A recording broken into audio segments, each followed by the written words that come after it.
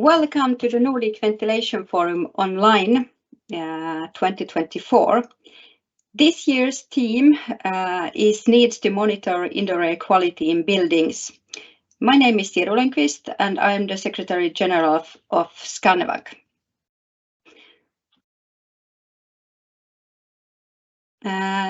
This webinar is arranged by Scanvac in cooperation with the Danish Authority of Social Services and Housing, Ministry of the Environment in Finland, Boverket in Sweden, the Norwegian Building Authority, and the Housing and Construction Authority in Iceland.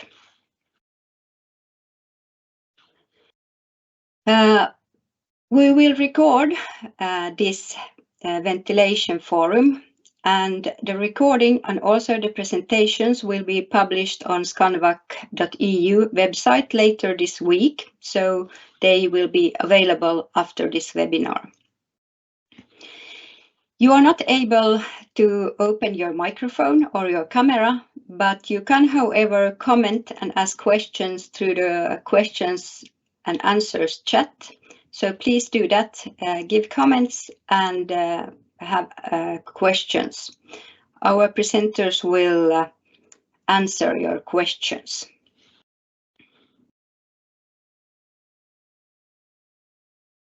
This webinar will be in 2 sessions, so we have 3 presentations, starting with Pavel Vargoki with effects of indoor environmental factors on human health, well-being, sleep and performance. And then we will hear Otto Hänninen talk about cost of various air pollutants on health. And the last one, in the first session, we have a little change in the program. We will hear Bjarne Olesen talking about minimum requirements of indoor environmental factors to be controlled, ensuring healthy indoor environment quality. Then we take a short break, about 10 minutes.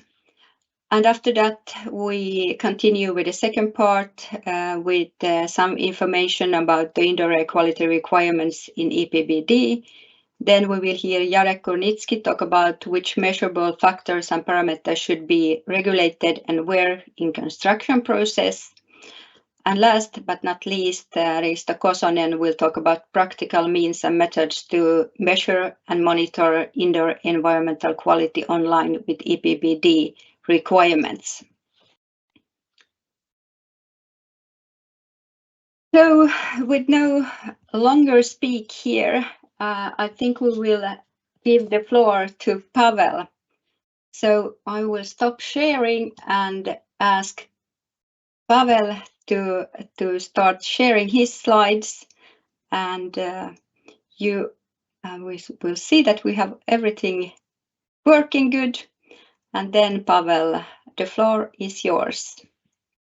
All right, thank you, Siru.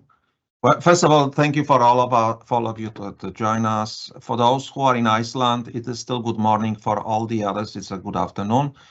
My name is Pavel Vargotsky. I'm professor at the Technical University of Denmark. I've been invited to speak about the factors that influence indoor environmental quality factors that influence basically our life quality with respect to health, well-being, sleep, and performance.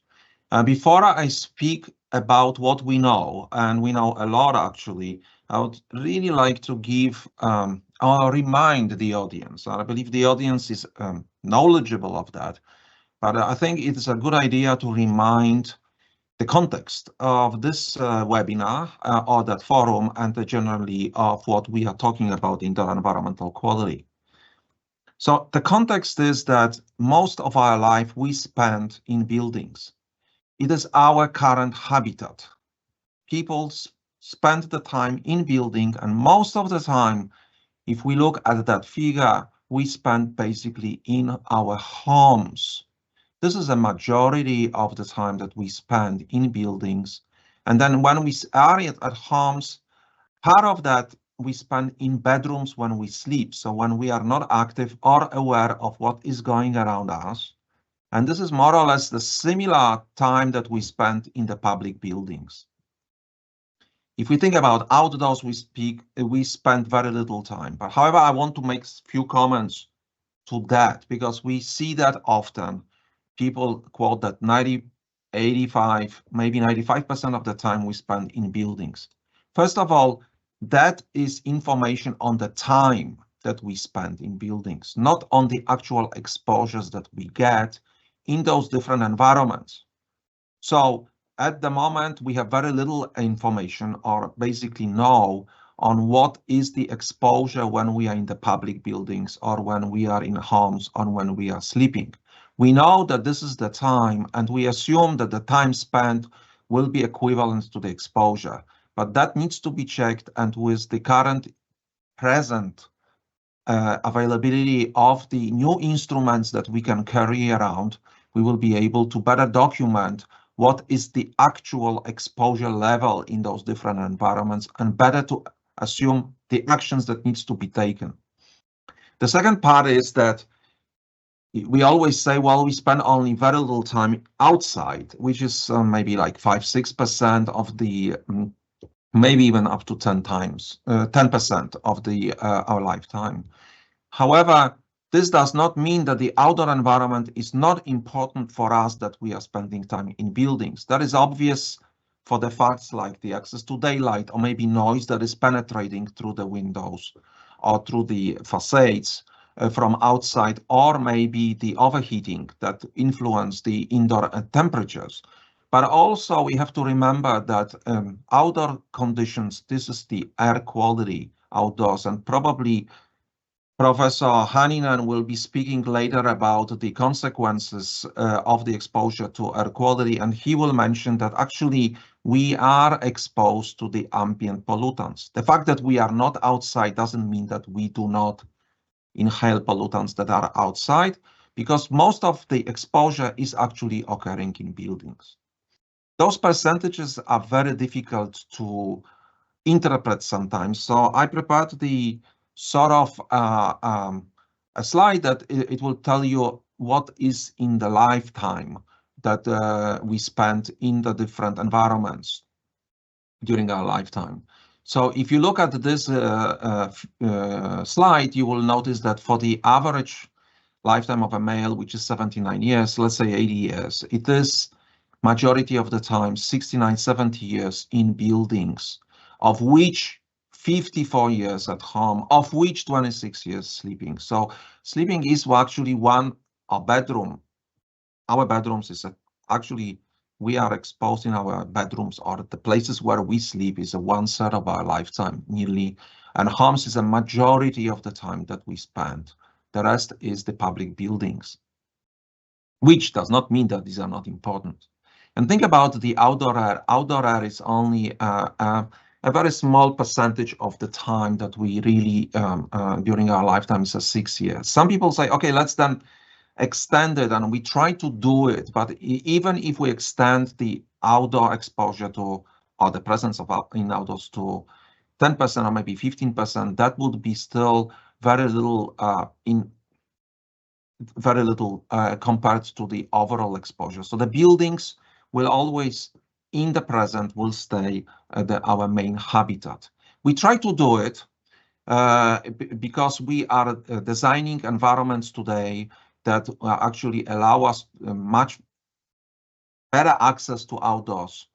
And then we also design those semi-outdoor environments, but that will not change the fact that our exposure is actually in buildings. And what is very important to say is that our exposure to outdoor air, or to air generally in buildings, is very, very significant compared to the, for example, exposure to the water that we ingest, or food that we have during the day. We breathe about 11,000 liters of air a day. There is a huge exposure that is occurring both through the breathing, but also there is exposure that is occurring through the skin. That's a pathway that has been documented recently. So the air quality here plays an extremely important role in all those discussions. And the reason also for that is that air quality is sort of an invisible risk.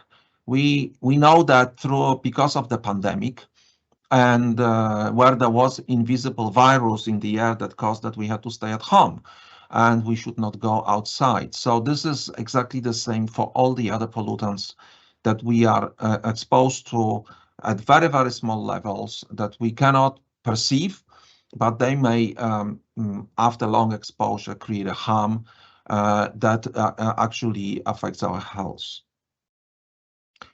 Traditionally, the components of indoor environmental quality are four, and these include, of course, thermal, visual, acoustic, environment, and indoor air quality.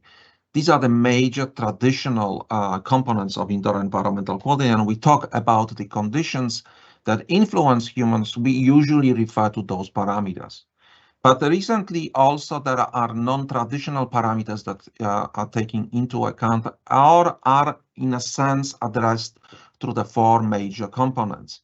And this is one is the contact with nature through the biophilic design, and that is through the visual environment, but also special conditions that are created to create a contact with nature.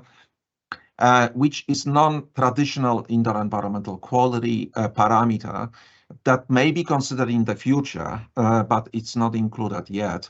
And then I think the human behavior is another one, because that's a very important variable that influence all the parameters that can be very well designed and very well controlled, but human behavior cannot be controlled. So that those two parameters should be somehow addressed or considered as the non-traditional parameters defining indoor environmental quality, and should be addressed in our thinking about how to design indoor environments.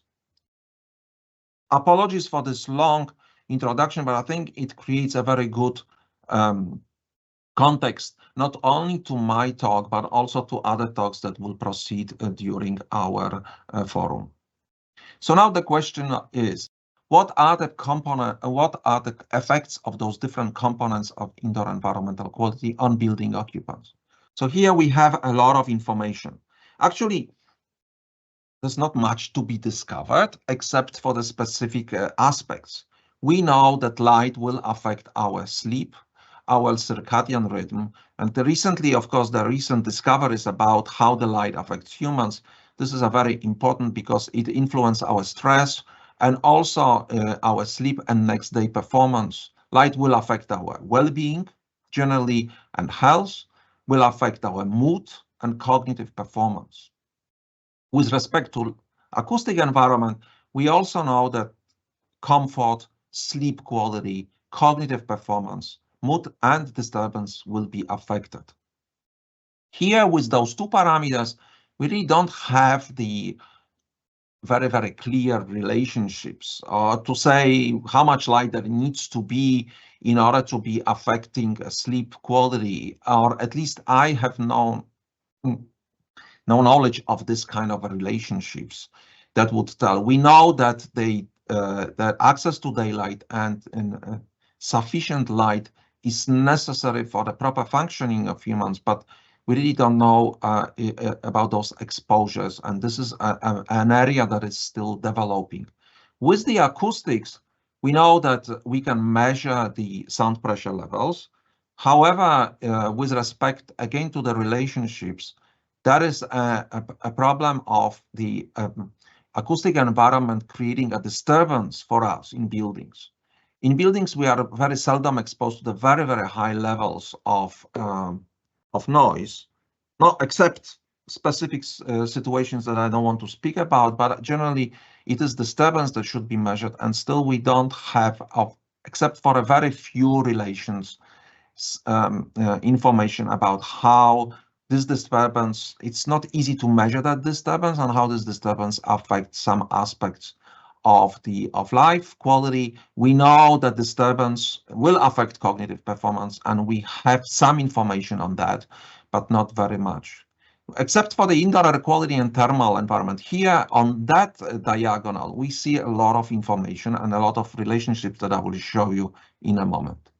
One important comment when we look at this slide is that we know how the light affects our responses, We know how thermal environment affects our responses, acoustic and air quality.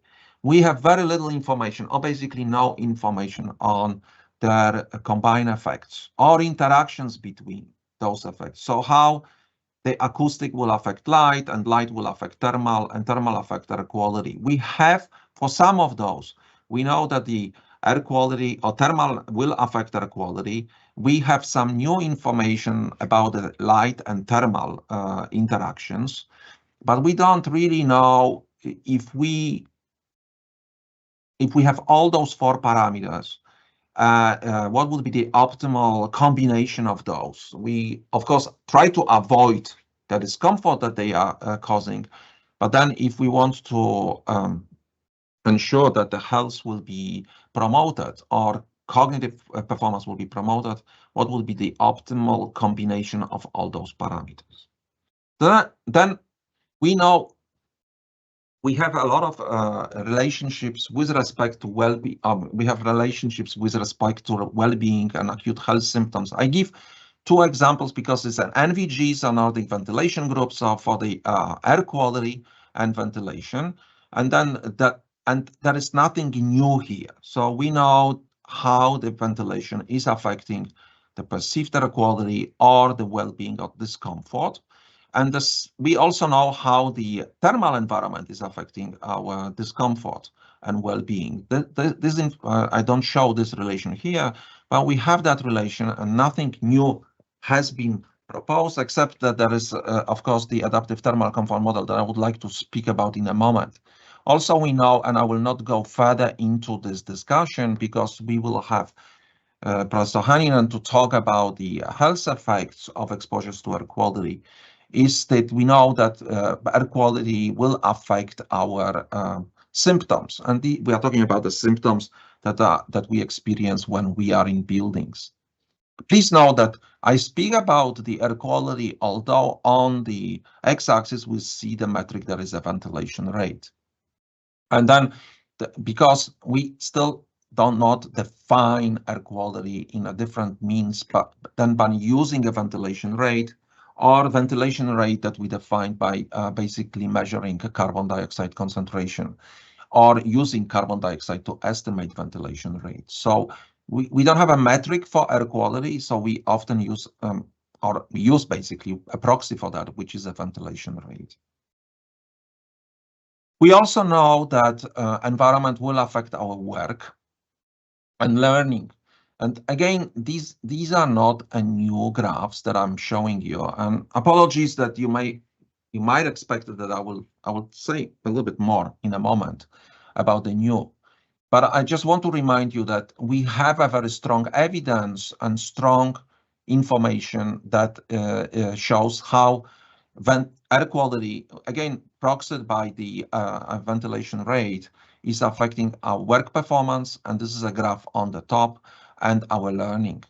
The difference between those 2 figures is that for learning, we have information only to at the very low levels of ventilation, because these are the ventilation that are typically occurring in schools, and the upper is for the office environment. And the effects that we expect are in the neighborhood of around 5 to 10, maybe 15%. The interesting part of that is that those effects are similar across climates and regions. So if we look at the upper part of this slide, we see the effects of ventilation rate on some cognitive skills that in this, actually, it's an average talk time in the call center. The studies at which time the call centers were not actually operated by the artificial intelligence, but by actual people working there, which shows that lowering in the temperate climates and the tropical climates, lowering ventilation rate would have an effect on reducing will have a negative effect on peak time. And then on the bottom part, we see the studies in the temperate climates and the tropical climate or subtropical climate that show that basically learning functions will be affected by the temperature, and the lowering temperature will have a positive effect on, or avoiding elevated temperature will have positive effect on learning. What is new and recently discovered is that it's a very new evidence is about sleep quality. This is information that basically 10 years ago, we didn't know how ventilation affects the sleep quality. And in the last maybe 6 years, there have been a range of experiments run to understand how ventilation affects sleep quality. And ventilation here is actually proxied by the level of carbon dioxide. And the carbon dioxide level here is actually easy to measure during sleep because we basically do not have an activity. And so it is a rather good marker of ventilation, except some other aspects that I don't want to speak about. But I show this rather complicated graph to understand, to show that so many studies have been performed, and then they basically show that there is a certain level of ventilation at which sleep is disturbed. And this level of ventilation is actually higher than what is recommended today in the norms and building codes and the standards. That would call for the increasing requirements for the bedroom to avoid sleep quality. And sleep quality here is basically measured by different ways, by measuring how disturbed sleep is, so awakenings during night, and then also aspects of how difficult it is to fall asleep, and also on the sleep stages. Effects on sleep quality may have two significant outcomes. The one significant outcome is on health. In the long run, the health conditions can be affected, and then also during the similar, there will be immediate effect on the next day performance and of course well-being. There's also new other evidence and challenges for which we do not have a relationships yet, but this is a new evidence that is popping up and there is more interest in this. One is the effects of particulate matter, PM2.5. And the PM2.5, there is new evidence showing, and we know that there are effects on health, but we have a new evidence that showing that the elevated levels of PM2.5, even at levels which would be close to what is WHO recommending, will have negative effects on children, on absenteeism for children, also will affect on cognitive performance and skills that are necessary to perform mental work or office work. Also, there is an indication that PM2.5 affects sleep quality. And as a result, actually, there has been a paper published in Policy Forum in the Science that actually recommended that PM2.5 should be one of the parameters that should be measured if we are talking about air quality. Another aspect that is really important to address is the effect of global warming. And of course, global warming will shift the temperatures in the buildings to a higher elevated level, particularly for the countries which already have higher temperatures, maybe not very much Nordic countries where we still experience lower temperatures in buildings compared to the other parts of the world. But following adaptive thermal comfort, one would be counterproductive because the new studies indicate negative effects of temperatures above 27 degrees on cognitive performance, despite avoiding thermal discomfort. And then another challenge that is actually popping up is how do we define the requirements for the pandemic events? And there are numerous recommendations or standards in the ASHRAE standard 241, the first infection control standard for the ventilation, or basically air cleaning. And then there is REVA recommendations and Lancet Commission. All those recommendations, they fail to define very well what is the emission of the virus because it is very difficult to predict. So this is basically Achilles heel of all those recommendations. So not knowing all of that, and I will be quickly finishing in a moment, we should be able to propose the solutions for indoor environmental quality and modify it and do something about it. However, we have not been sufficiently okay. There are no sufficient number of actions to implement this using this information and implement in the entire building stock. And one of the major problem of that is usually it is talking about the cost and finances, but I think the other important which is not true because they basically pay for themselves. But the real problem is actually monitoring of IQ, that we will listen more about this in the following presentations. So I think IQ must be monitored because we need to verify and show that all those relationships that we see, I mean, those parameters that we see from the relationships, they can be achieved in a building. So this is a useful data. This IQ monitoring will create benchmark. And basically, what is important is it will provide information for simulations and control and demonstrate invisible, will provide information to occupants in the buildings. IQ monitoring is also important because in the new revised version of EPPD, IQ is actually addressed, mostly IAQ and thermal environment, and I think Ciro will be talking about this, so I don't spend time on this. There are attempts to create rating schemes, but they are not in general used for indoor environmental quality. And I give few examples here. Two of them were developed in Denmark. Is IQ Compass, which is an asset rating based on what can be achieved by the building. It is more or less similar to what is a certification scheme. Then we have a TAIL, which is the performance rating scheme that is based on the measurements of the parameters that define major component of indoor environmental quality. And then there is a EU levels, which is a framework for achieving sustainable buildings. So my final statement is that IQ in buildings is a crucial part of efforts to secure public health and sustainability. We understand and know the relationship between basic parameters defining IQ, well-being, health, work performance, learning, and sleep quality.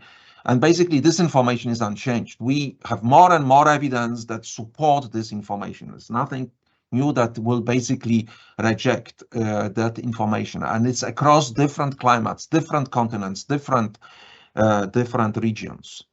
And so decarbonization of buildings should not compromise IQ because of consequences can be costly, and monitoring IQ in all buildings should be mandated as a benchmark to provide information on performance compliance of the buildings. Thank you for your presentation. Well, thank you for your listening. Sorry. I stop here. Thank you. Thank you very much, Pavel. So a lot of research and evidence available how indoor environmental quality affects humans in many different ways. Unfortunately, I think at the moment we don't have time for any questions, but we will go on in our program. And next on we will have Otto Hänninen from the Finnish Institute of Health and Welfare that will tell us about cost of various air pollutants on health.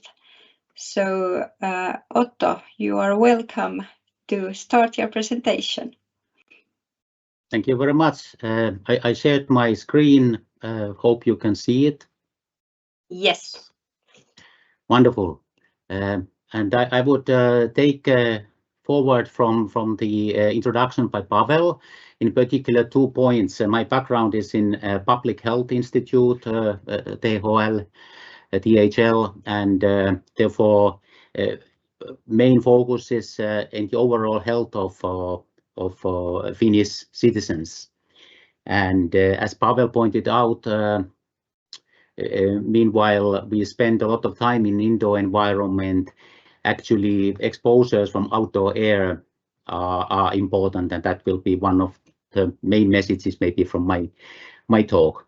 And I would also like to take the hook from the reporting of PM2.5 levels, rather clean around the new WHO guidelines, and yet affecting the student academic performance. It is alarming and something that we should take into account, and demonstrating that indoor space air quality in indoor spaces is important. My title was given by Professor Olli Seppänen, and you will see that I will interpret the cost element rather freely, not only talking about monetary values, but I talk also about other ways of measuring the cost. And as said, I will look at outdoor and indoor air pollution and present some quantitative estimates on their balance. I will be looking at the burden of disease metric as the main dimension of the health harm caused by different air pollutants. I will also present some figures related to mortality, so burden of disease and number of deaths being two ways of measuring the burden of disease. You could consider my key slide the comparison of 12 environmental health risks in Finland, highlighting the role of indoor and outdoor pollutants. I have some slides from the Health Vent project that is already 10 years old, coordinated by Pavel Warkocki, but meanwhile the numerical values actually have changed since then, but the main message of that work still carries on to be relevant. And I have some newer materials from ongoing European project related to what we call effect factors, representing the toxicity of inhaled dose of fine particles.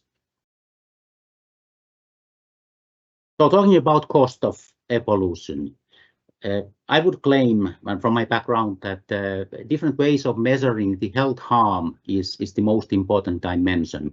We want to look at the morbidity, and we want to account for the premature mortality. Those are for me more important than monetary values. But obviously, monetary values can be presented, for example, using approaches like the value of statistical life, or using willingness to pay type of queries to collect data.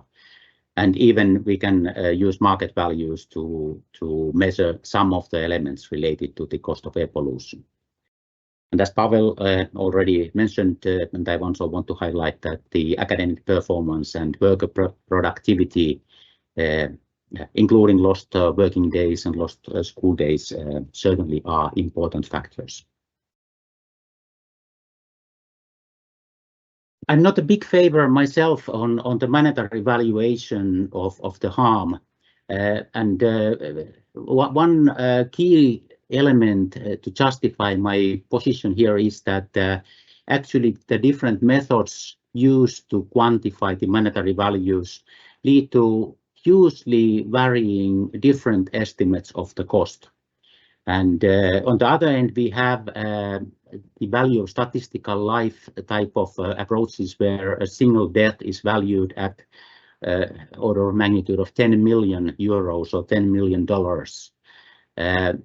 Regardless of whether we are talking about an infant death or whether we are talking about an elderly death, giving the same monetary value for each case. More practical towards the public health impact would be using the number of life years lost and to set the monetary value to each life year lost. We have range of different values applied applying this method.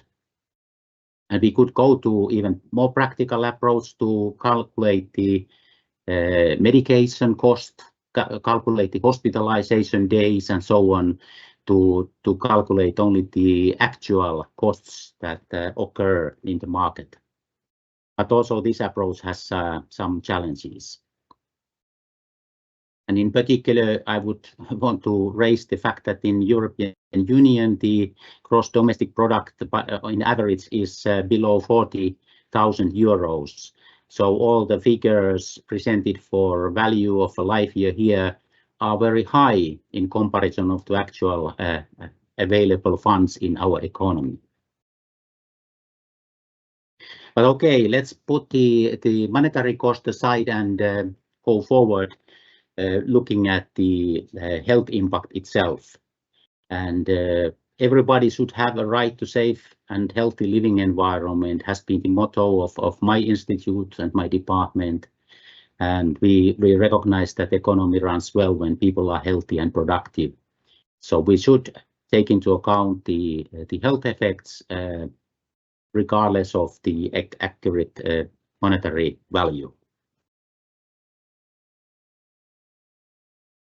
There are two rather recent inputs to this discussion on what we should think about air quality and air pollution.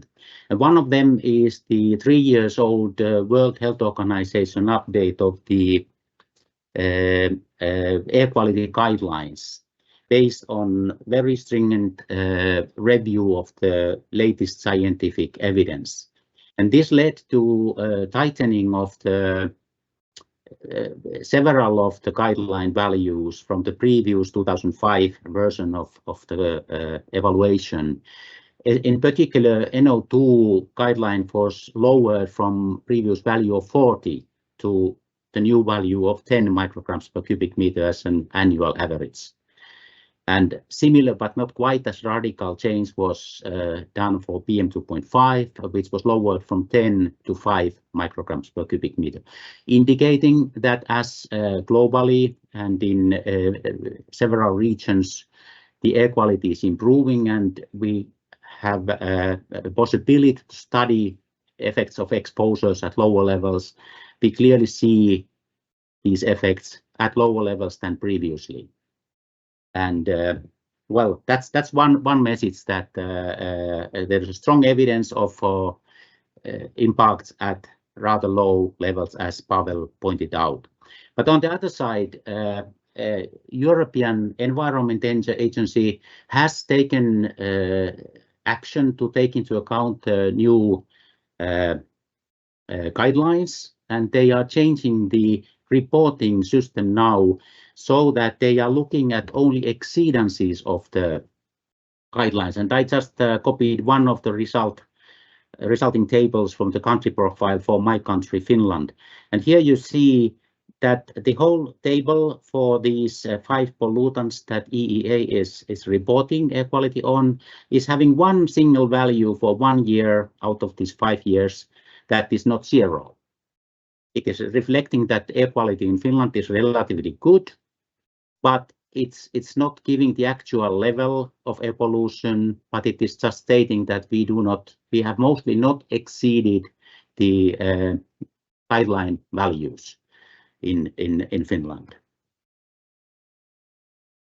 And nevertheless, EEA is also calculating the number of deaths in Finland and in comparison to EU 27 here. And when we compare these values, for example, 160 for PM2.5 with the other values that you will see later in my presentation, you will see that the application of the threshold at the WHO guideline is cutting down the presented figure quite a lot, without the actual meaning that below the guideline there would be no effect on health. One of my favorite slides is from a paper by Landrigan and colleagues from 2007. And they compared the total pollution, including soil, chemicals, metals, occupational exposures, water and air pollution, with other global public health risks like tobacco smoking, infectious diseases, AIDS, malaria, tuberculosis, alcohol use, and so on, and clearly showing that actually the pollution is the leading factor leading to global deaths, up to 9 million in this estimate. And air pollution, including outdoor air and indoor air, solid fuel use, is representing roughly 6 million deaths in this. So from my perspective, from public health perspective, globally, air pollution certainly seems to be very, very important factor.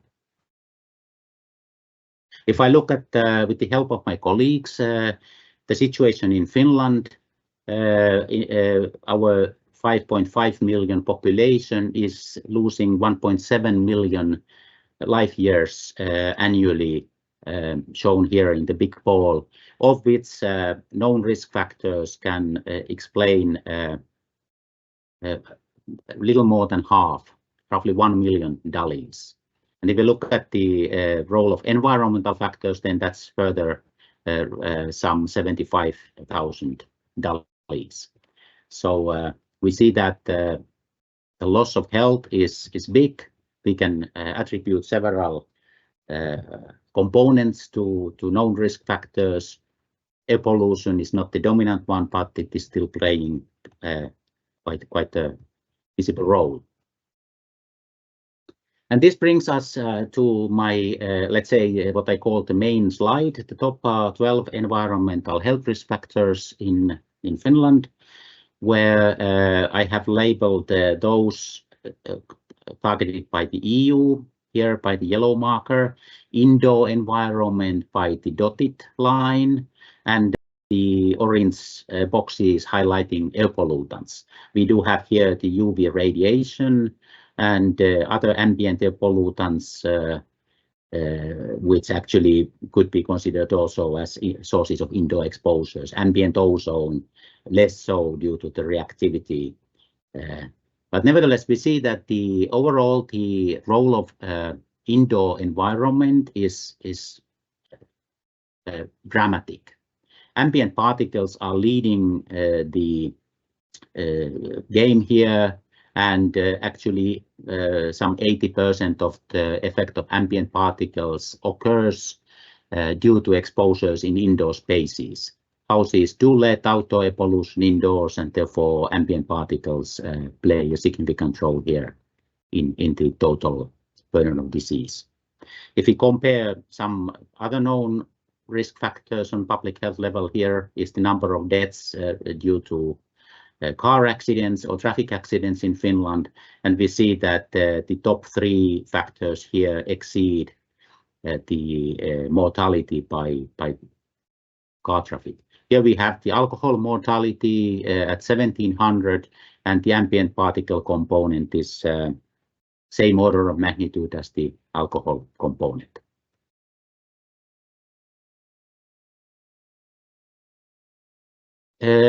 Well, the role of indoor air. Pavel already made the point that outdoor air is an important determinant of the indoor air. And here my colleague Antti Korhonen has made a calculation to look at indoor intake of ambient PM2.5, outdoor intake and traffic intake. And here we see that the red one for different age groups is really dominant here, representing roughly 80% of the total intake of particles. And the traffic, while the concentrations in traffic environments are a bit higher, but the relatively short time spent in traffic is reflected here as affecting the total intake, but not really becoming dominant in any way. When we look at or looked at this in the HealthMen project, we see that the outdoor PM2.5 shown in the red color here is clearly dominant for the overall environmental burden of disease of indoor air, followed by the indoor generated particles representing 16% in EU 26 at the moment, and then followed up by a number of smaller factors, important per se, but not becoming dominant. In particular, related to the association of ventilation rate that Pavel touched shortly, here we calculated the theoretical burden of disease as a function of ventilation rate in Europe, where the indoor source originating component is shown in red and the outdoor originating component in blue. And we see here clearly that the ventilation is playing twofold role, that in the beginning of the increase of ventilation rate, it is diluting the indoor generated pollutants very efficiently, but then gradually it is starting to introduce more and more outdoor air pollution in indoor air, and therefore leading to slowly increasing burden of disease due to increasing ventilation rate. Heli Lehtomäki did also to look as a new finding to look at the effect factor based on microenvironmental physical activity based inhaled dose of particles. And here Heli is looking at different metrics: deaths, the morbidity component, years lived with disability, years lived with years life lost here in violet, and finally the total DALI in blue in the background. And all of these metrics clearly are highlighting the dominant role of the elderly population for the overall burden of disease. Heli did also a similar comparison for different countries. Here we have Finland, Norway, France, and Belgium. And Belgium representing the most polluted outdoor air, so having highest values here for DALIs. Finland representing the clean air. But nevertheless, the overall shape of the curves similar in all countries. So I'm running a bit over my time, sorry for that.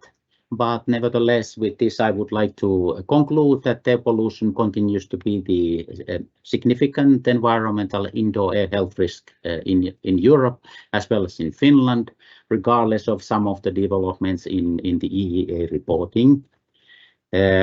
We clearly see in new research that health effects occur at low levels.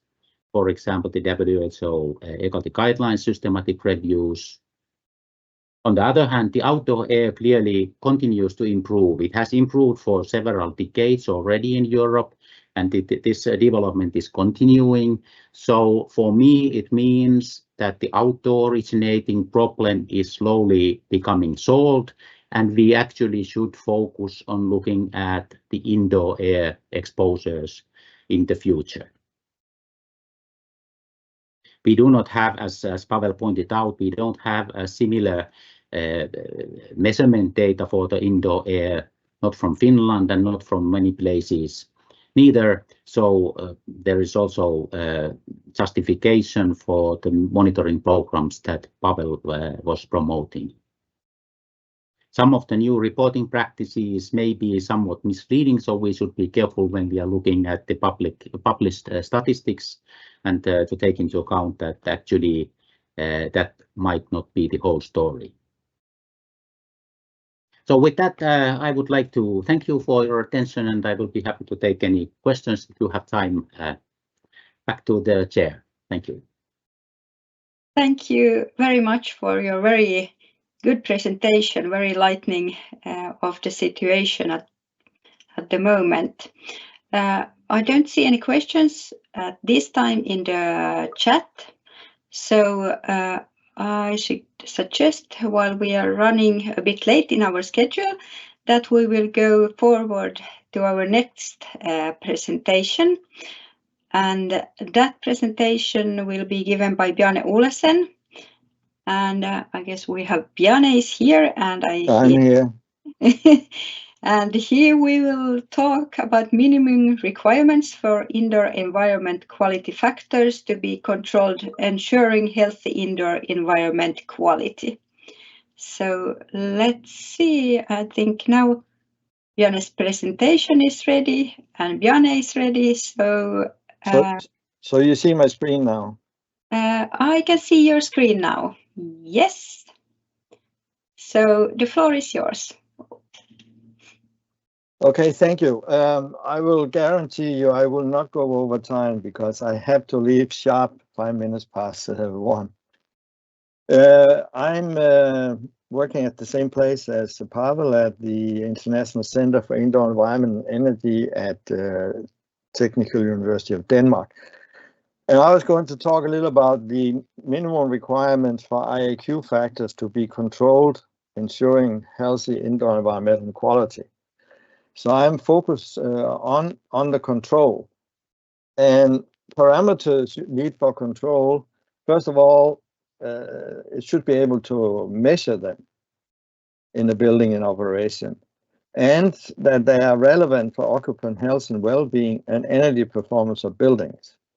So the reason we do the control is to guarantee the good indoor environment, but also to do it in an energy efficient way. It should also be parameters that are influenced by the building and HVAC system.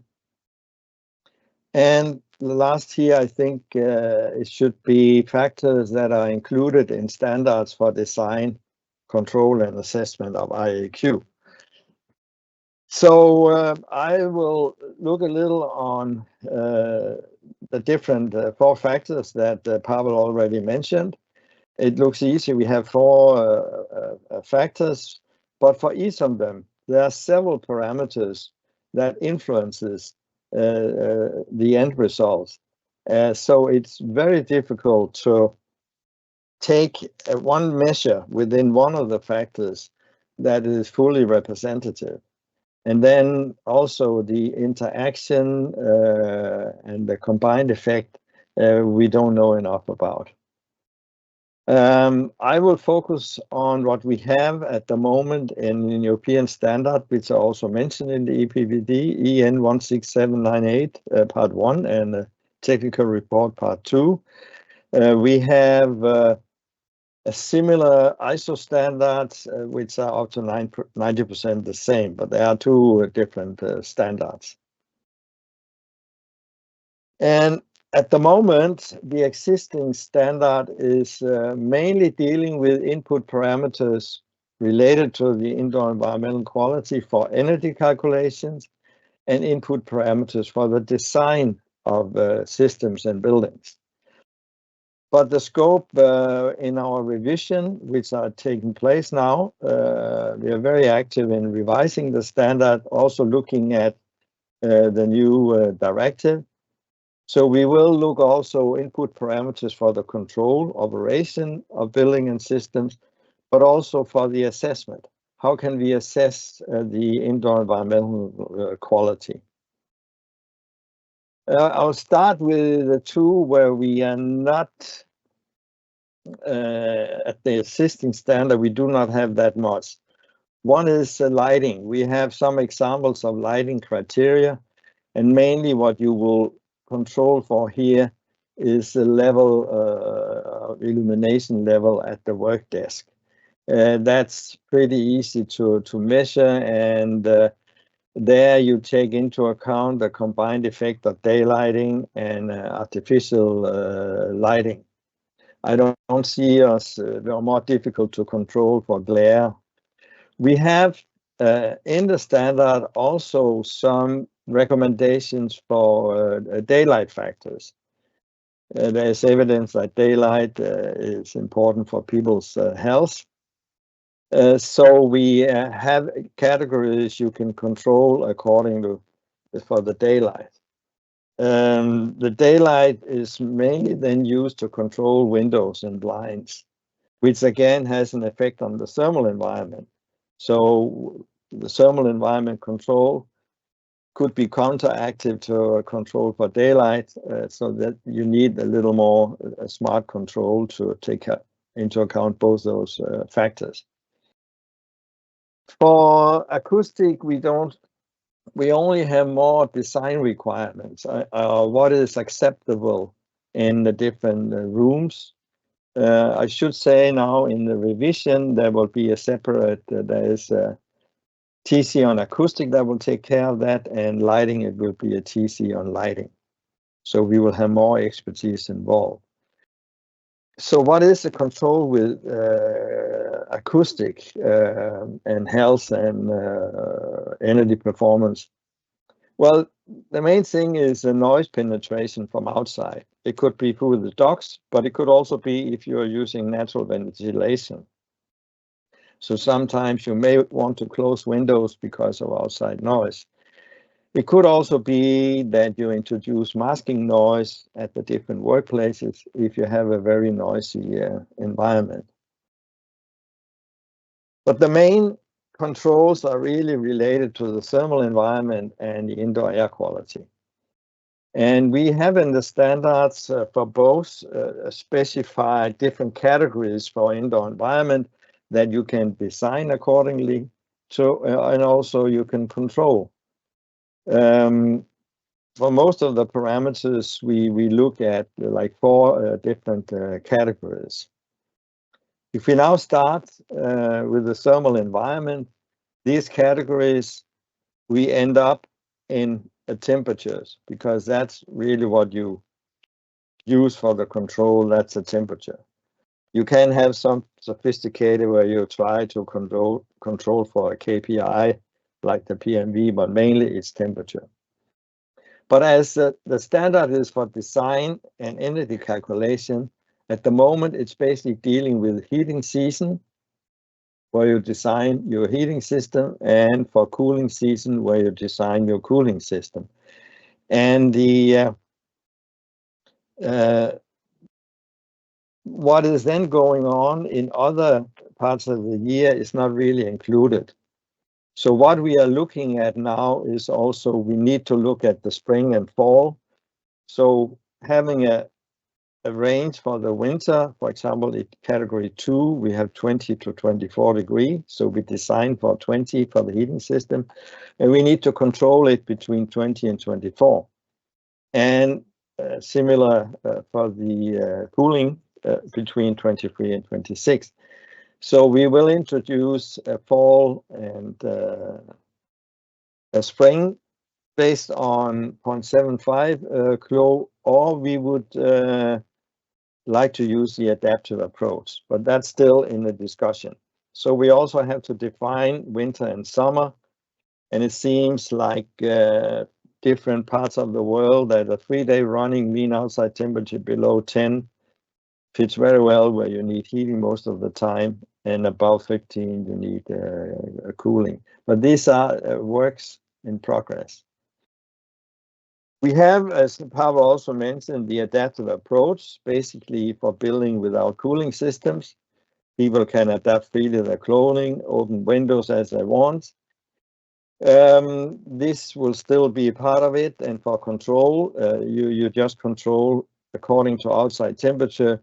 You have a given range of acceptable indoor temperatures. Caveat is, should we put some limit related to cognitive performance? At the moment we do not, but as Pavel was saying, about 27, 28, we may get problem with performance. What we are aiming at is also to get a yearly assessment for control of the room temperature. Just want to say that it can drift within the comfort range. You don't have to control it at one fixed values. But we want to be able to come up with one number for the thermal comfort, so we can compare with the energy, which is one number.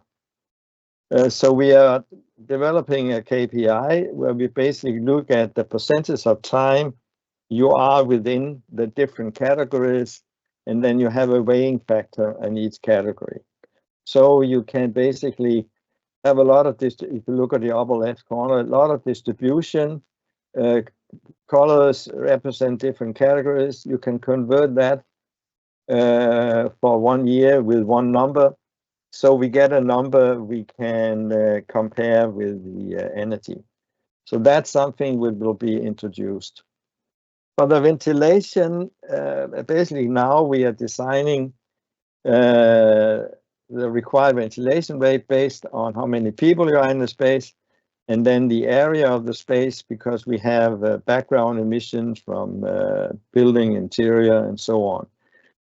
And here we also have 4 categories where we have the component for the people. Depending on category 2, for example, we need 7 liters per second per person. And for the building, it depending on if we have done a lot to select the appropriate material, we can go to very low pollutant building. Fallback, normally default would be low polluted building. So we want to emphasize, if you do decrease emission of the building materials you're using, you may decrease the building component. But remember, we have two components. It's not only people. We can then, depending on density of people and what category we have of building, we take a low polluting, we then for the different categories can express the required ventilation either in liters per second per person or per square meter. And of course, you can use this value if you have a mechanical system to directly to control according to. We also have looking at specific pollutants. So for example, if you have a natural ventilation system, you cannot control according to the ventilation rate, but you need an indicator for the air quality to control accordingly. And here, very often you would use for this the CO2 concentration, because people expire CO2, and the more you ventilate, the lower the concentration. So we have good knowledge about people's CO2 emission, and we could use that as an indicator. So the control parameters are, as I said, CO2 as an indicator for the ventilation. The question is, what is the set point? There are others control, most important source control, that is type of building. But air cleaning, I'll not talk more about that. Air cleaning is also a factor, especially if you have outdoor with high pollution load. Air cleaning may also be used.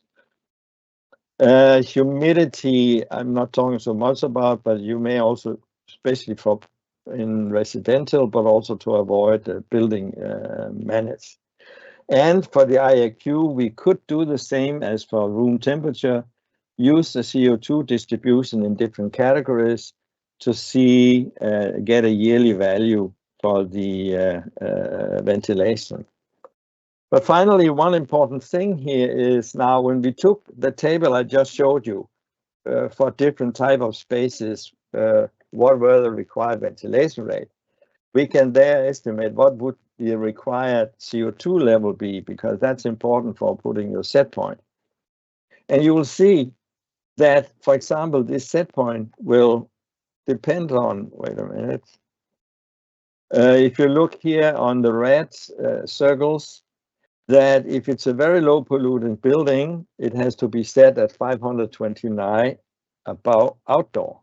All in the tables are correctly CO2 about outdoors. If you had a low polluting, you have to set the CO2 level lower to get more ventilation to dilute emissions from the building. If we are then looking at people's density, you see if the density increases from a single office to a conference room, then you can have a higher CO2, because now the people are the dominant factor. So conference room and auditorium, we can go with about 700 about outdoor. But important is that the set point depends on the building and type of space. It's not one set point like 900 the whole year, and also on the outside concentration. So basically our idea is, if you look at the right here for temperature, we have winter, summer and spring, and we can put in different categories, which gives you a boundary of the control if you want to control, let's say for the green one, category 2.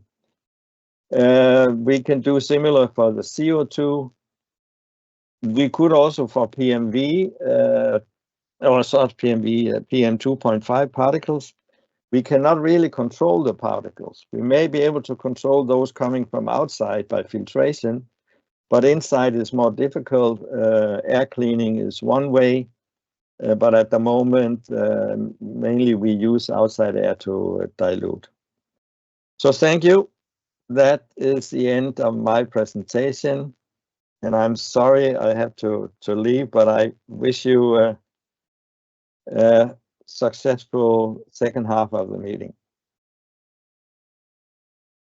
Thank you so much, Bjarne. And it was very nice that you could join our webinar. And I guess if we get some questions, I can forward them to you, and you can answer them, and we can distribute the I answer. will. For Thank sure. you so much. Thank you.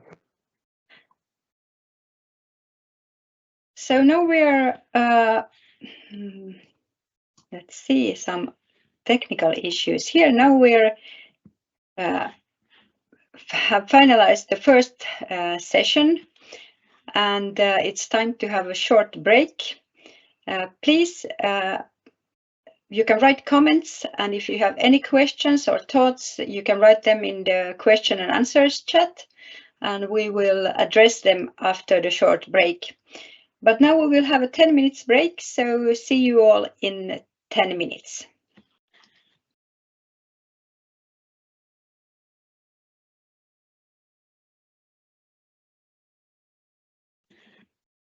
Welcome back from the break. And let's continue with the second part of our ventilation forum, Nordic Ventilation Forum. So we will start a little bit of information of indoor air quality in the EPBD, and then we will go forward more deeply to these issues by Professor Jaret Kurnitski and Professor Risto Kosonen. But let's start with EPBD and indoor air quality or indoor environmental quality in EPBD. At the moment, the EPBD, the Energy Performance of Buildings Directive, is being implemented in all EU member states. And even though the main focus is on promoting the improvement of the energy performance of buildings and, of course, the reduction of greenhouse gas emissions, there is indoor environmental quality or indoor air quality mentioned many times in the directive. Actually, indoor environmental quality is referred to already in Article 1. So already there you can find a reference that you have to take into account the requirements for indoor environmental quality while you are improving the energy performance and reducing the greenhouse gas emission.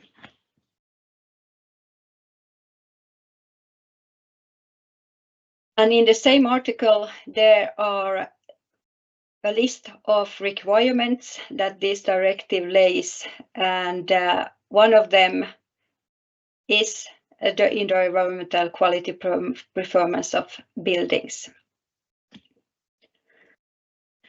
Article 2 is an article about definitions, and you can find there a couple of different definitions that has to do with indoor air and indoor environmental quality.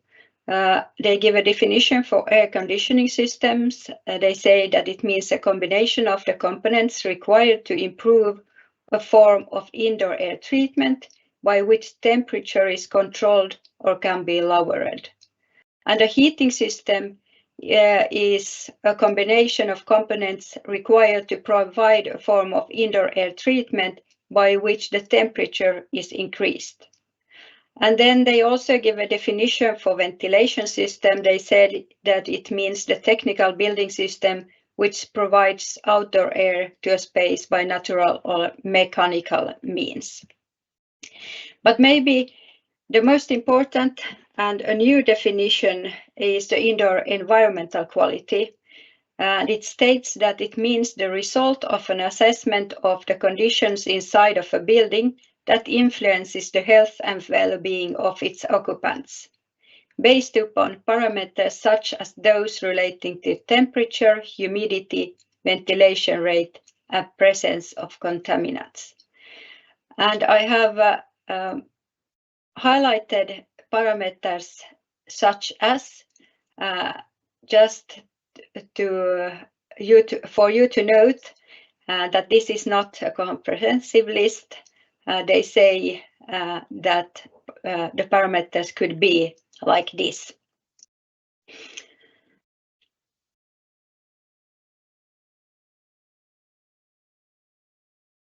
All the member states have to write national building renovation plans.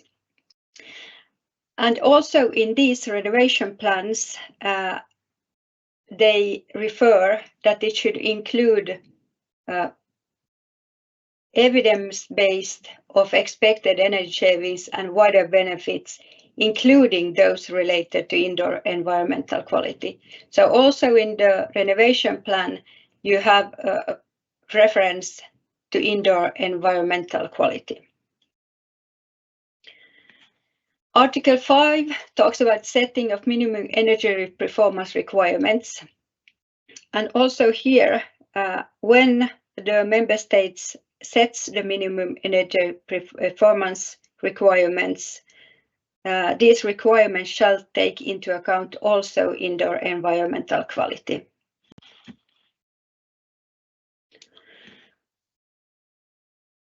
And then we have two articles, one for new buildings and one for existing or old buildings.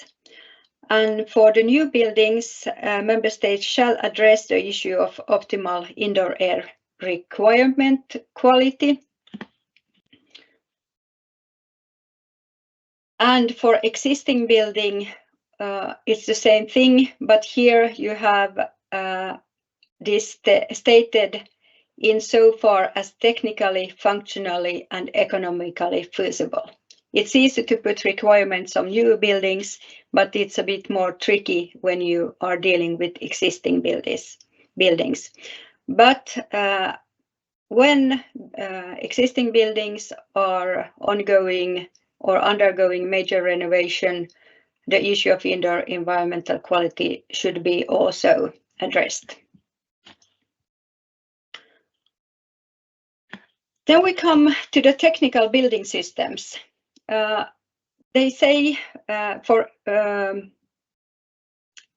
the member states has to set requirements for the implementation of adequate indoor environmental quality standards in buildings, and also mandatory for non-residential zero-emission buildings to be equipped with measuring and control devices for the monitoring and regulation of indoor air quality. So for the non-residential zero-emission buildings, this is required. When we come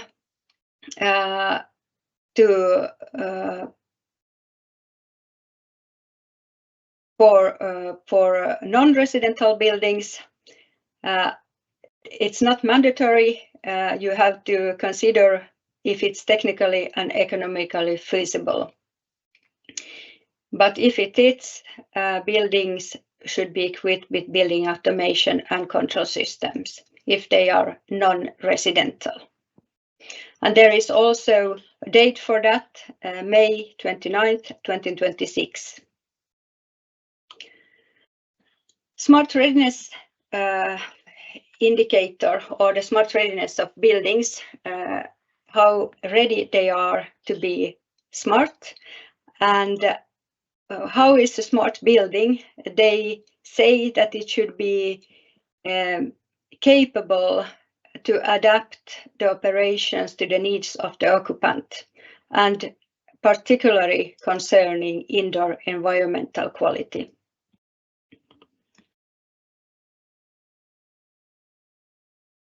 Indoor environmental quality is also mentioned a couple of times in the article concerning energy performance certificates. So you should have recommendations for the cost-effective improvement of the energy performance, and of course of the reduction of the operational greenhouse gases, but also the improvement of indoor environmental quality of one building or a building unit. So hand in hand all the time is both the reduction of greenhouse, the energy performance, and the greenhouse gas emission.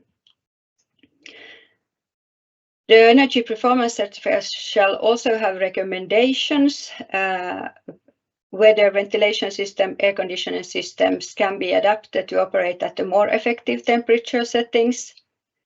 And there should also be some recommendation for possible alternatives for the replacement of the air conditioning system. So shortly summarizing the Energy Buildings Performance Directive, we have the indoor environmental quality mentioned a lot of time. Already visible in Article 1, we have a new definition for the indoor environmental quality. Optimal indoor environmental quality should be addressed in new and renovated buildings, and also taken into account in minimum energy performance requirements. There should be measuring and control devices for the indoor air quality, and the integration of indoor environmental quality monitoring in BACs. And as I showed you, visibility of indoor environmental quality in almost all the articles, SRE, the energy performance certificates, and building renovation passports as well. That I didn't show you, but that's in Annex 8. And policies and measures addressing the improvement of indoor environmental quality in building renovation plans as well. So this was very shortly an introduction to how much indoor environmental quality is indeed in the EPBD. But then I think we will go, I will stop sharing my presentation, and then we will go on, and I give the floor to Jarek Kurinski, which will go more deeply into which measurable factors and parameters should be regulated. So Jarek, you are ready to go. Thank you, Siro. So I hope you can see my slides and you can hear me. So yes, loud and clear. Yes, good afternoon for everybody. And yes, we have a lot of evidence, and I try to talk how when these can be taken into account in the regulation, and that's a much more complicated issue. So basically, these new provisions Siro has told to us about indoor air quality and especially monitoring and regulation of indoor air quality, and in many places mentioned these optimal IAQ. So these are technically quite complicated, so much more complicated than they could look at the first glance. So the problem is that monitoring, which means a direct measurement of, and this is not possible for many pollutants, because otherwise we need to have a very comprehensive sampling and chemical analysis to be capable to make an assessment what indoor air quality and concentrations of different pollutants, basically hundreds of pollutants in the air, we could have. Practical approach could be then to monitor the pollutants for those low-cost sensors exist, and all other pollution sources must be somehow controlled. So we need to eliminate everything else what we cannot easily monitor, so that harmful concentrations cannot form. And as we know, indoor air pollution originates both from indoor and outdoor sources. So there are building materials and interior emitting volatile organic compounds. So when we have all these emissions from human beings, like respiratory effluents and body odors, and we can have many other sources like combustion, cooking products, and so on. It has been shown that these most harmful contaminants are typically particulate matter. I think this was very clear from Otto Hänninen presentation, but there are also some other ones like formaldehyde, radon, ozone, and these are also listed in WHO air quality guidelines, which provides threshold for 6 pollutants, but many other harmful pollutants can be also in the indoor air. So this is a kind of a cocktail, and the challenge is what can be monitored and to apply the methods which will allow to eliminate those ones which cannot be easily monitored.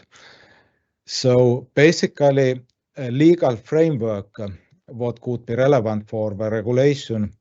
In Europe, we have these levels framework, which is basically European framework for sustainable buildings, and this provides IAQ indicators. There are a couple of manuals and macro objectives. There are indicators, especially 4.1, 4.4, that can be found for indoor air quality, thermal comfort, lighting, and acoustics. So I will limit this presentation to mainly indoor air quality, and thermal comfort is somewhere also accompanied. Because these very often go hand in hand. When coming to numeric values, levels is referencing to the standard what was introduced by Bjarne Olesen, and when we speak about the filters, there are other standards available. So basically in Nordic countries, many requirements already exist, and I can believe that most of the building codes quite well already comply with EPBD targets, but this monitoring and regulation issue of indoor air quality and operation for optimal IAQ may need some additional attention. So which kind of indoor air quality management strategy could be applied? So basically, if we want to be able to end up with good indoor air quality, there are 3 important points to be considered. We need to control indoor emission sources, so this is called as a source control. Then we need to reduce the entry of outdoor pollutants to indoors, which mainly applies for particulate matter in outdoor air. And finally, we need to apply ventilation, so all the remaining pollutants should be ventilated out, or more technical terms, we need to dilute the concentration of all remaining pollutants when this source control and outdoor air filtration would be applied. And when we consider that low-cost sensors for routine monitoring are available for CO2, relative humidity, particulate matter, PM2.5, and also other size fractions, and also for CO, which basically comes only from the combustion and is more like an alarm needing if a combustion is possible in residential buildings. When following minimum requirements can be recommended to establish to manage indoor air quality. So first, to apply a source control for pollution sources from building materials and interior design through the use of labeled low polluting building materials.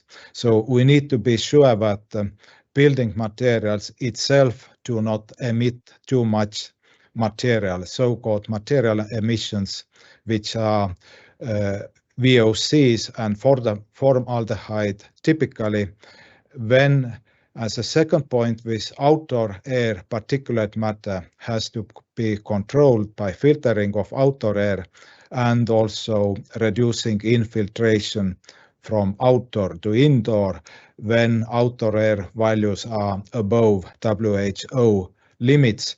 And this is also important indeed to protect the ventilation equipment itself to keep it clean. And finally, we need to specify ventilation rates to maintain acceptable level of pollutants in the indoor environment. And CO2 concentration then can be used as a proxy to assess the ventilation rates in operation. So when we think how the regulation should work, and to ensure good indoor air quality, then we should consider the full construction process. And these parameters and factors tend to be a bit different depending on the stage. When we speak about minimum requirements, these are mostly needed in the design phase of a building, when all the indoor environmental quality will be specified and we have clear targets for the design of a ventilation system and other technical systems. When ventilation system performance must be tested and documented by conducting commissioning procedures before handing the building over. So this is very important phase for the verification that what has been specified in the design also can be achieved in a real building. And finally, we need to have a proper operation and maintenance, which can be ensured with continuous monitoring, what is actually a new aspect by the directive, and also by inspection, what means a regular check with some regular interval. And these relevant parameters are somewhat different in these stages. So what has been proposed by Nordic Ventilation Group, we have listed these parameters which can be measured, and also those ones which are relevant for commissioning and monitoring and inspection. And as we can see from this table, so in the design phase, there are not too many parameters to be considered. It's CO2, then PM 2.5, if there is no filters in the ventilation systems, but if adequate fine filters will be applied for air in air handling units, then basically we can be sure that outdoor air will be well filtrated and PM 2.5 concentrations will be very low in the air what is supplied to the building and to the rooms. And in such a case, there is basically no need for the PM 2.5 monitoring. So this would be needed in the systems which can be hybrid ventilation systems, so sometimes operate in natural ventilation mode when outdoor air can directly enter to the building without any treatment, and sometimes operate in mechanical mode. In such systems, this PM 2.5 would be a relevant parameter for monitoring. When ventilation rate indeed is a parameter which can be used in the design, it's a starting point of a ventilation system design, and needs to be measured in the commissioning stage, and is also a parameter for the inspection. But when all these other possible pollutants like formaldehyde, CO, radon, NO, these are more relevant for inspection. If we suspect that the building might have some indoor air quality problem, then we need to start to take measurements of these pollutants, and this is something what is relevant for the inspection. So it means that in the design stage, and that applies for the minimum requirements, the list of the parameters is quite short. So radon is something what indeed needs to be taken into account, but when specifically for the ventilation system design, there is only CO2 and ventilation rate in common buildings, having mechanical supply and exhaust ventilation with heat recovery, where also these outdoor air filters are applied as recommended in existing standards or national guidelines. So then we can operate only with these two parameters. And these parameters basically go hand in hand with thermal comfort, where we have operative temperature and air velocity as a design parameters, and relative humidity can be a design parameter. And for the monitoring, we typically use air temperature, and relative humidity is also very low-cost sensor available for the monitoring purposes. So it is well visible that such combined CO2 and temperature sensors are very useful for the monitoring, and in such a case we don't need to have very many such sensors to be installed to the rooms, and these ventilation systems still can be kept reasonably simple and robust, what is also important for practical operation.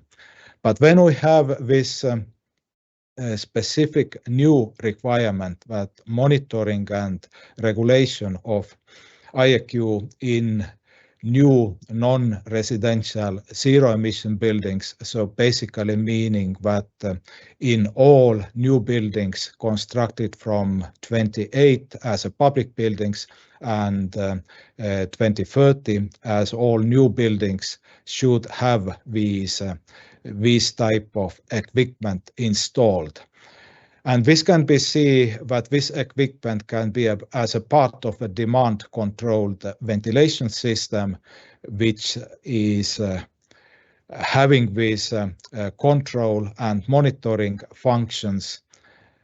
And in this proposed IAQ management strategy, so this allows to continuously monitor just the CO2 concentration as a proxy for the ventilation, which is indeed very important factor for good indoor air quality, but we cannot be sure that indoor air quality is satisfied in such a case. So when we need to complement this strategy so that we have outdoor air filtering to control PM 2.5, and we also have used in the design and construction low polluting building materials, for which different labeling schemes, especially in Nordic countries, they already exist, and it is in many countries it already is quite a common practice that these are commonly used. So this source control is very important and is assumed here to go with such a simple monitoring, basically being based on the CO2 concentration. And if mechanical ventilation, when PM 2.5 does not need to be monitored. So when it is a question when such demand-controlled ventilation systems, so at least having CO2 controls, in which spaces these should be required, and that's indeed a very important issue in the regulation, that you need clearly to specify what is needed and what is not needed, and what is specified should apply for all buildings. And there is no guidance in EPBD. It's not specified, it is just for new non-residential zero-emission buildings.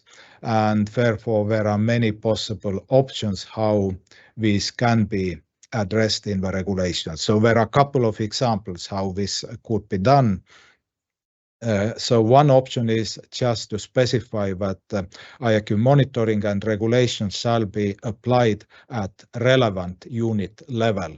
And then you will leave some flexibility to decide to the design stage to decide what is this relevant unit level. So more specific can be that shall be applied at least in spaces that are intended for 3 or more persons, or something similar that if the airflow rate is 100 liters per second or some specified value will be exceeded, then it needs to be demand controlled operation in such a spaces. And then if going to these more specific requirements, it is also important to exclude in which spaces this is not required. And very natural it would be to say that spaces which ventilation is determined predominantly by extract airflow rates, so spaces like toilets or corridors or some cleaning rooms, so those ones do not need to have these dedicated controls what are needed in rooms intended for continuous occupancy. Then it also needs to specify what requirements would apply for the monitoring. And likely there are 2 aims when we speak about the monitoring. So first we want to make it clear that these indoor air quality parameters are made visible in rooms for the users. So to make this easy to understand, when just the readings are not enough.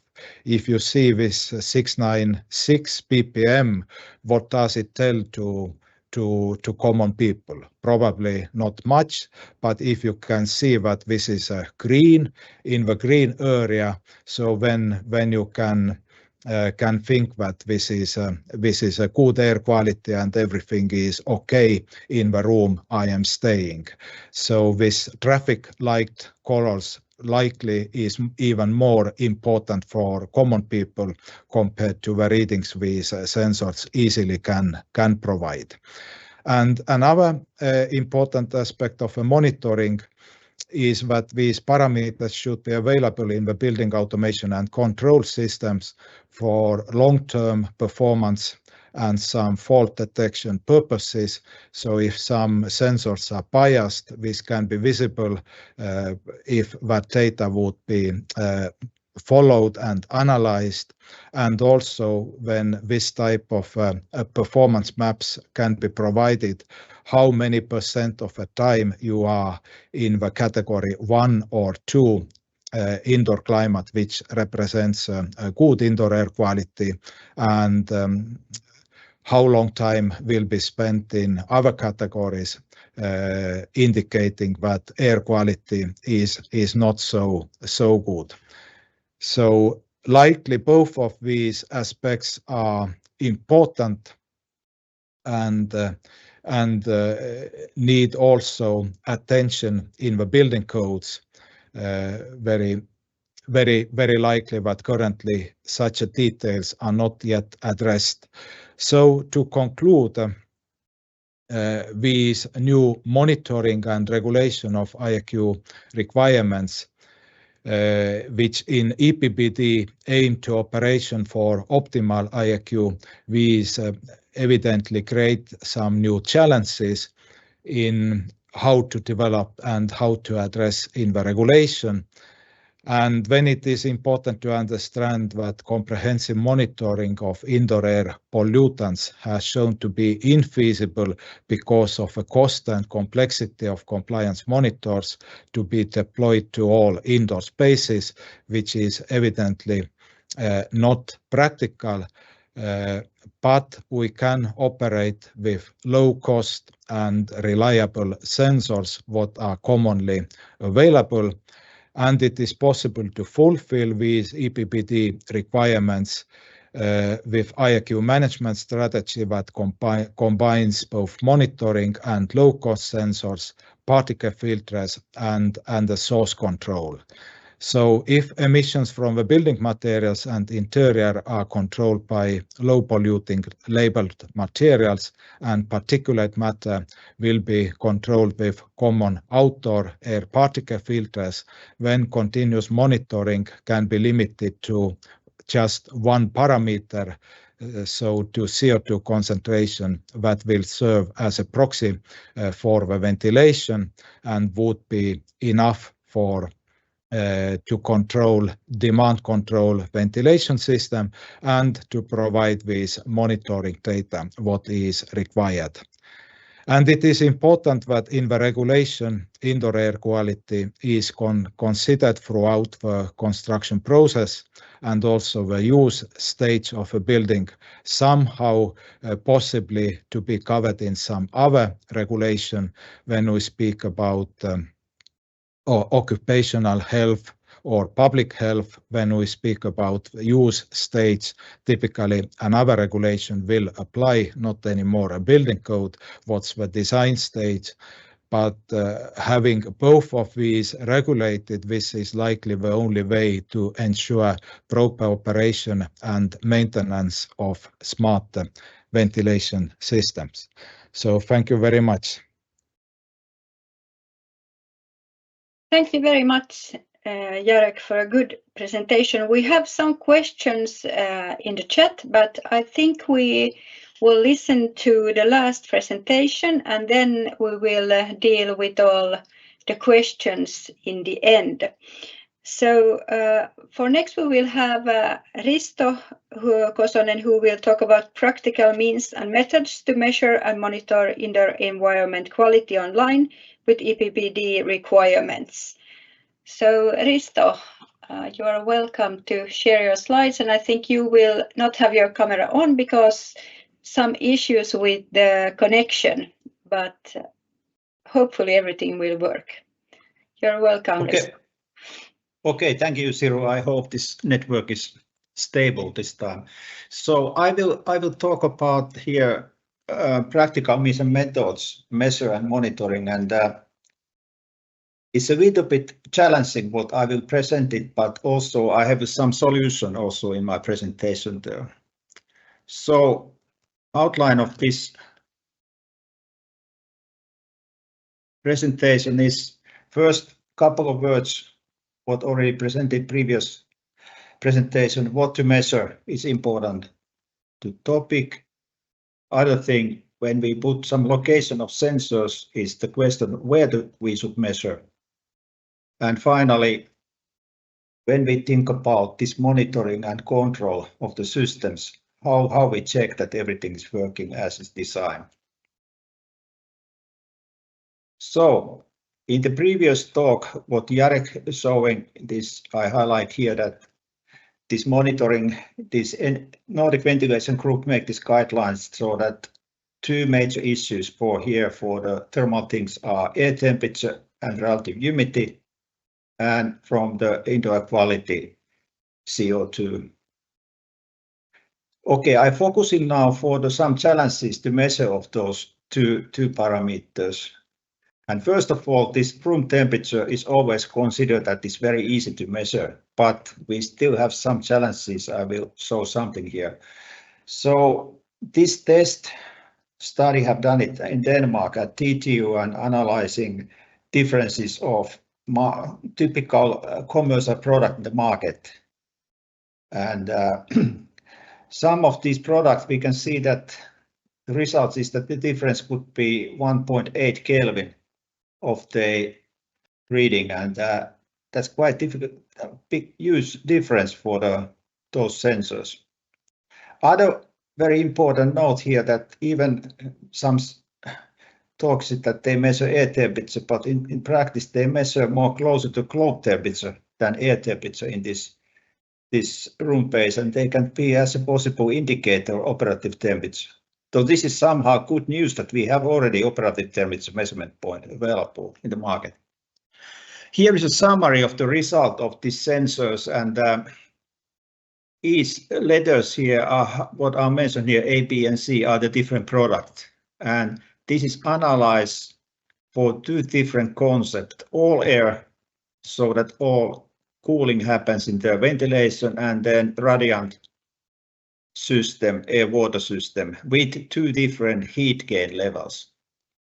And if we're now looking for ISO 77226, the demand is 0.5 Kelvin and desirable is 0.2. We see that we have some challenges, especially in high heat gains, that we are not in the limit of 0.5 here with some sensors. So this box block show that mean value is in the middle, and then there is some deviation about that percentiles. What are the 75 and 25 here? So we have even here a little bit challenging to measure the accuracy of that, and commercial products have certain limits. With the load heat gain levels, they are reasonably good. But then there's other factor that's also effect for the actual measured values, is that how the system and how the cooling happens in the space. And this is the analyze, where is analyzed some typical air water radiant cooling systems and all air systems, how different they are. Measurement points covers for over the space, and there is a studies with the meeting room and office room, but I realize here the study which is 2 persons office here. And what happened here, that there is a significant effect of the convection flow. So we can see here this red arrow that the warm window that simulates the summertime and warm floor creates large eddy in the space that pushing warm air from the window side to the corridor side. So that can result that we have up to 2 Kelvin higher globe operative temperature in the windows side than in the other side.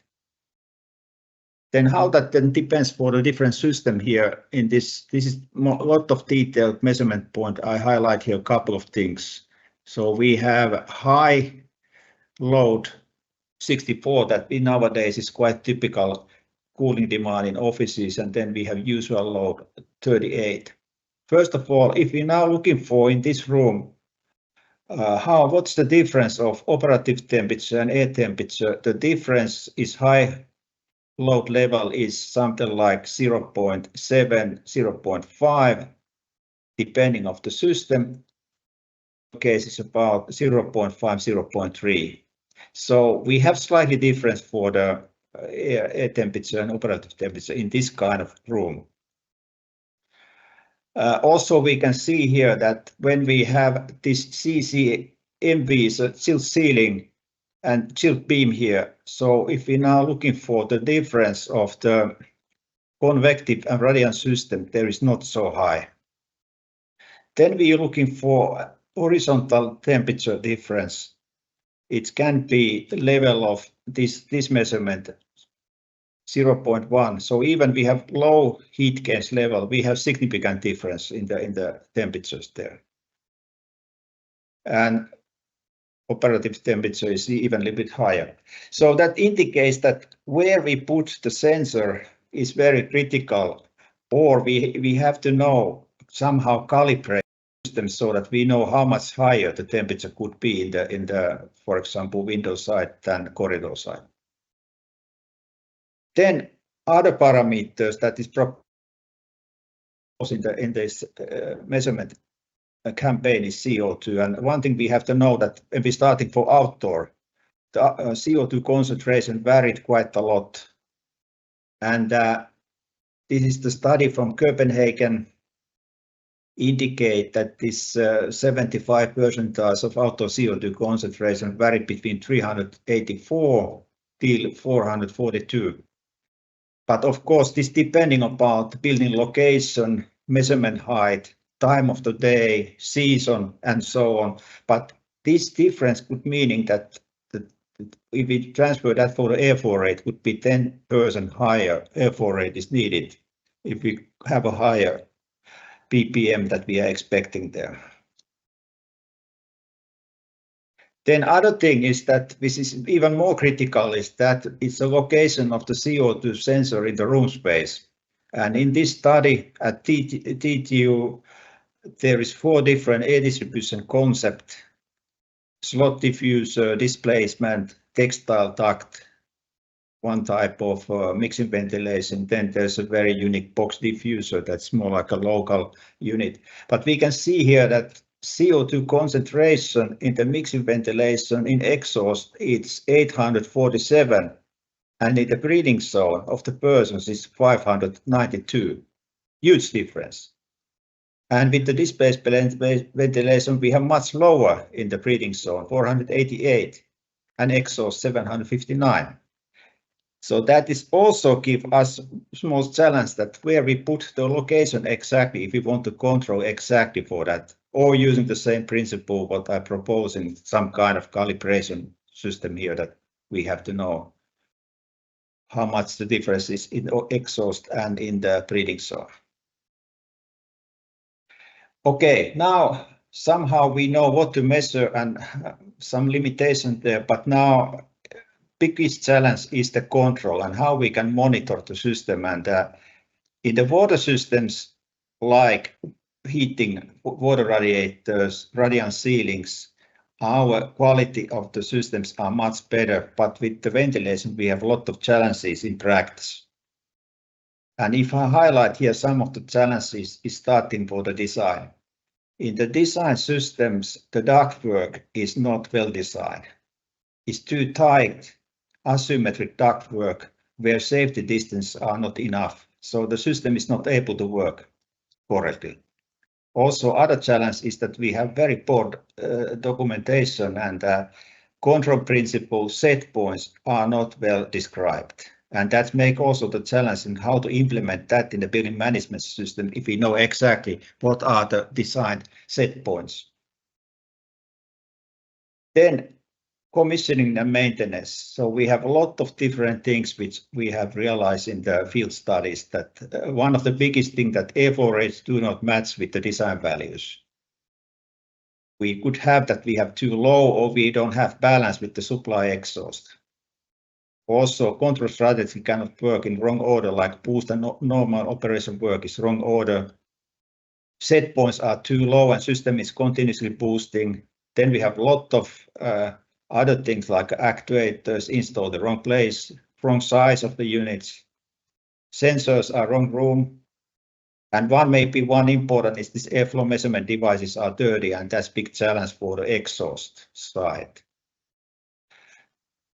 Then other challenge is that our automation system, which we are using, and investment there, we are not really utilizing that. There is not many buildings really trend measurements used, and meaning that the data that is possible to collect is not even analyzed. So how to improve it? I think that documentation must be much more detailed and individual for that specific building, and not using some kind of general design drawings. We have to introduce this retro commissioning to improve data quality of automation system. It's not give big advantage to use AI or fancy data analytic method if the basic data is not correct. So this commissioning, and that's have to be covered the whole life cycle, starting for the design and also ended in the operation phase. So after that, we can utilize this automation system much better. Because we have a lot of faults, maybe we should think about new type of contract model that we can really guarantee to set targets. So maybe the penalty of these contractors must be a little bit more higher, that really make the thing. We needed a lot of training for different key players, stakeholders. This motivation has to be improved for the maintenance staff, and that's the thing. One possible solution for the check for automation system and ventilation is introduce data logger that measure 3 different things: room air temperature, CO2, and pressure over the envelope. With these 3 parameters, it's possible to analyze, is the demand-based ventilation really trying to do what is planned? This pressure difference over the envelope indicate quite clearly, is the supply and exhaust imbalanced? And that's big challenge to measure other way to do it. So as a conclusion, I think the challenge is the sensor location and set point setting, and that have to be considered like space by space. Demand-based ventilation has a lot of potential, but we have to really care that they are working as they should. Existing process of design commissioning is not guaranteeing high performance, so the quality of this process should be improved. And I'm proposing this retro commissioning to using by different data logger and check that building automation is working as it should be. So thank you. Thank you very much, Risto, for your presentation. So a lot of things to be considered to get all the systems working, and also to be considered when monitoring things. We have some questions in the questions chat, and I suggest that if you want to answer the question, please open your camera and microphone, then I know that you want to answer this one. The first question is about key performance indicators, and the person is asking if someone has suggestions for other air pollutants concentration range, for example, PM 1.0, PM 10, nitrogen dioxide or ozone, that align with the indoor environmental quality categories, high, medium, moderate, and low.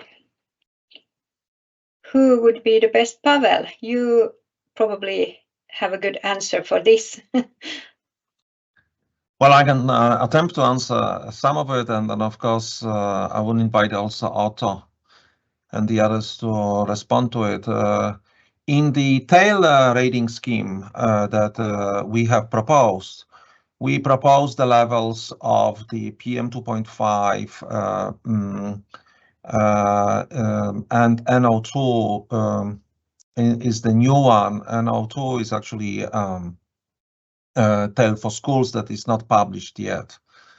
Those levels can be followed. Then we use only two classes, actually, following the principles of the WHO, which there is a 24-hour and annual numbers. As with regards to ozone, there's a lot of debate about the ozone, what should be a level of ozone in the buildings. My recommendation, and also recommendation of an NVG group, should be as low as possible, and then probably we should avoid having ozone in the space because of the, not because of the effect of ozone itself, but because of the potential of creating the launching the chemical transformations, and then uncontrolled the changes of the exposures in the space. And I can see that Jarek wants to add to that.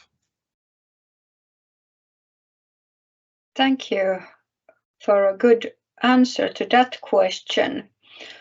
Then I think we go to question 2, which is, can anyone other pollutant than CO2 be used in DVC like VOC or PM5? And I think, Risto, you had some answer for this question. Yeah, I think first I start a little bit like that normally in the demand-based ventilation we have different modes: unoccupied, occupied, and boost mode. And for those modes we needed for occupied sensor that react is space really occupied. Then for the boost mode we needed two things to control. One is air quality and other one is thermal comfort. Now for the typically CO2 is, but in principle, if we know the occupancy, how many people are there, like we have, if we have information like a camera, then we can do it that. what we discussed earlier, this VOCs is controlled by the material selections and PM2 for the filtration. So no, I don't think they are not good sensors for CO2, but compare for that. But I propose it, camera could be quite nice to use it if this is the possible to use certain spaces. If we know how many people are there, then we just control how much we need to supply. Okay, thank you. Anyone else something to comment on that one, or should we go to the next one? Which the question is, should outdoor PM be used to control amount of outdoor air intake in ventilation? And Jarek.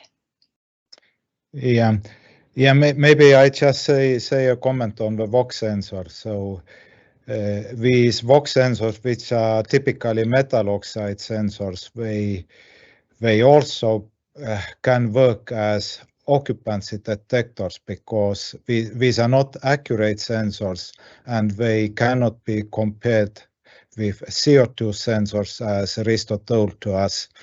But yes, in some systems they have been used, but this is more like on-off what can be get out in the control. So this is the reason why these are not recommended when we want to have a continuous control over air quality.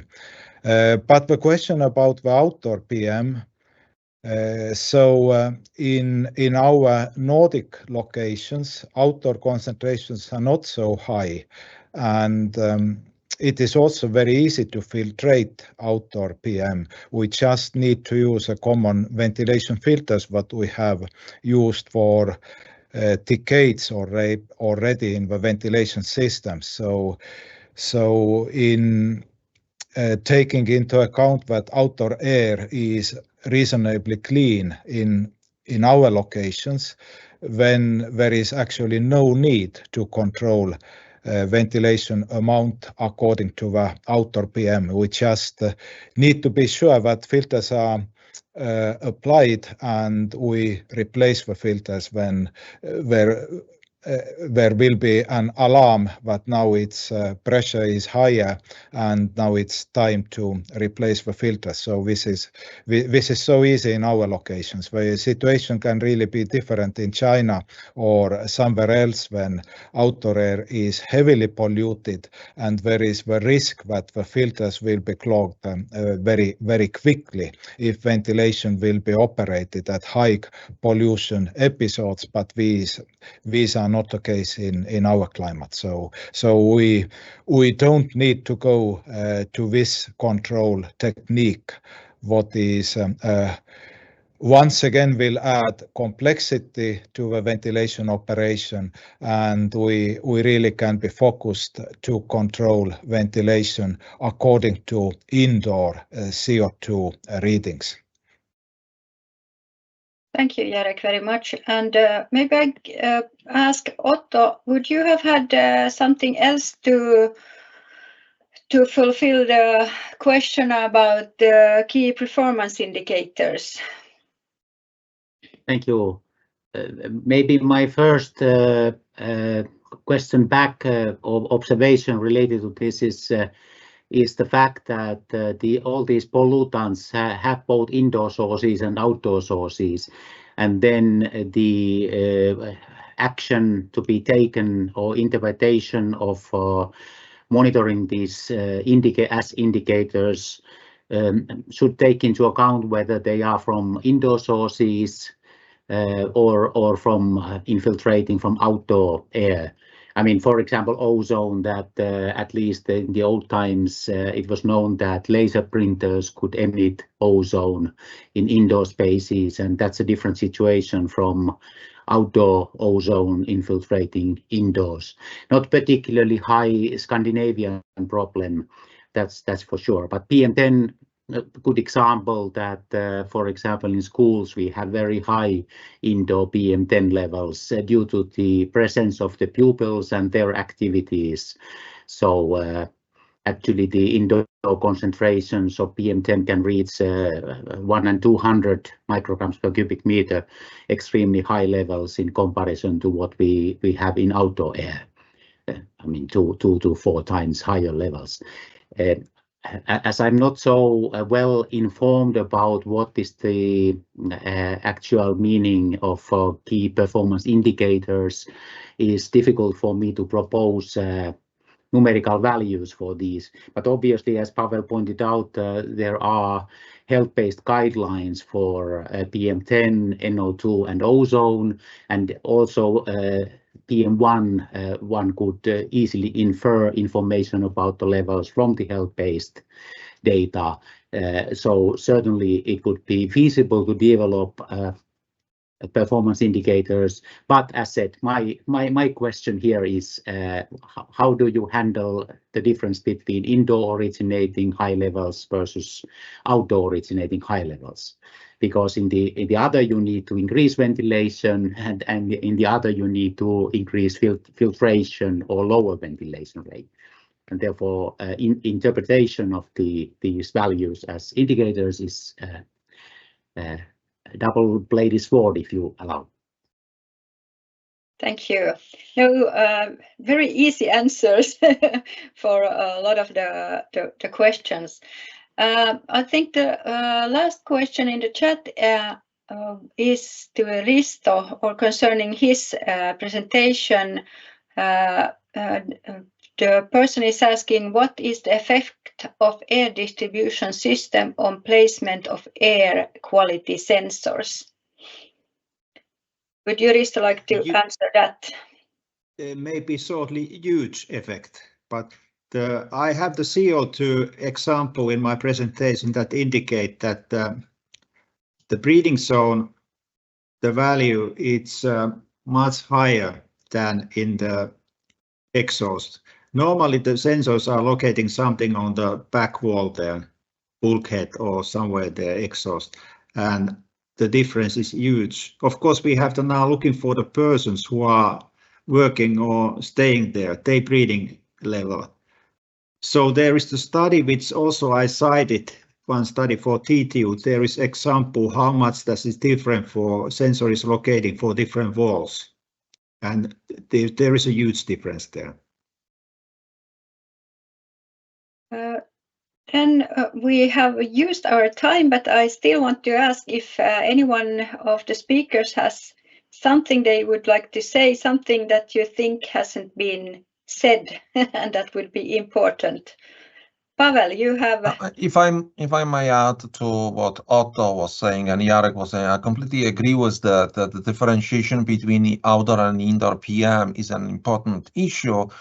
But I think at the moment we should start monitoring PM if possible, because only relying on a CO2 monitoring may provide information about the outdoor air supply rates, but actually do not tell us about the level of other pollutants. I think we now all depend on or rely on the CO2 measurements. Also to the VOC TVOC monitors or sensors. They are actually a quite good event monitors, because they will show that there is any action or event happening in a space. We have studies which show that basically when there is a cleaning or any other process starting in the space, they will just indicate that there is something going on and should be addressed. But other than that, probably at this moment, we cannot interpret those results otherwise. And should be so very careful in interpreting the levels that we see on those sensors. Thank you very much for that comment. And then I think we will end this webinar. I would like to thank all our presenters, speakers today. Thank you so much for good speaks today. Thank you to all of you who have been attending the webinar. And I also would like to thank Mervi Ahola, who has been monitoring or moderating this webinar in the back room. And as I said in the beginning, the recording and presentations will be published on the website later this week.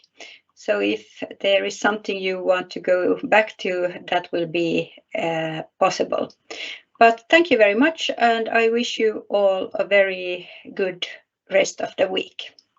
Bye.